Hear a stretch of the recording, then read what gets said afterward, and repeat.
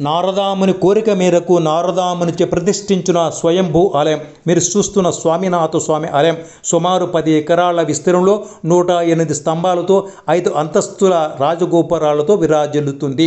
12వ శతాబ్దం నందు ఒకసారి మహావిష్ణువు నారదాముని కోరికపై భూలోకానికి వచ్చి వింతలను చూస్తూ బహుదా నది పరిసరాలకు వచ్చి ఇక్కడి ప్రశాంత వాతావరణానికి ముగ్ధుడై ఉండగా అది గమనించిన నారదాముని విష్ణుమూర్తిని కలియుగంలో ఇదే నది తీరములో కొలువై భక్తులను బ్రోవమని ప్రార్థించాడు. నారదాముని కోరిక మేరకు విష్ణుమూర్తి బహుదా నది తీరములో స్వామినాథ స్వామి పేరుతో శిలారూపం ధరించారని స్థల పురాణం చెబుతుంది. 12-17వ శతాబ్ది మధ్యకాలంలో చోళ, పాండ్య, కాకతీయ, విజయనగర రాజులచే ఈ ఆలయ నిర్మాణ పనులు జరిగినట్లుగా చరిత్ర ద్వారా తెలుస్తుంది. ప్రస్తుతం ఈ ఆలయం పురావస్తు శాఖ ఆధీనంలో ఉంది.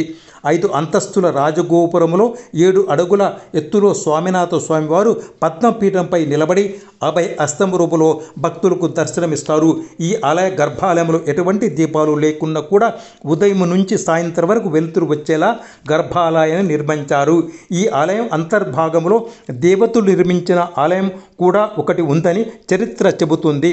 స్వామివారి గర్భాలయంలో పై భాగాన ఒక చేప బొమ్మ ఉంటుంది. వరదల వలన ఈ చేపను నీరు తాకితే కలియుగం అంతం అవుతుందనే బ్రహ్మంగారి కాలజ్ఞానము రాసి ఉంది. భక్తులు ఓం స్వామినాథాయ నమః అని 9 ప్రదక్షిణలు చేసి స్వామినాథ స్వామికి మొక్కుబడి చేసి 48 రోజులు ఆ కోరిక తప్పక తీరుతుందని ప్రతీతి. కోరిక తీరిన తర్వాత 42 ప్రదక్షిణలు చేయవలసిన నియమం కూడా ఉంది. సప్తగిరి ప్రదక్షిణ భాగంగా 9వది అయిన స్వామినాథ స్వామి ఆలయం ఇది అన్నమయ్య జిల్లా నందలూరు గ్రామ సమీపన బహుదా నది తీరములో ఉంది. తిరుపతి నుంచి సుమారు 100 కిలోమీటర్ల దూరం ఉంటుంది. Please subscribe for more videos.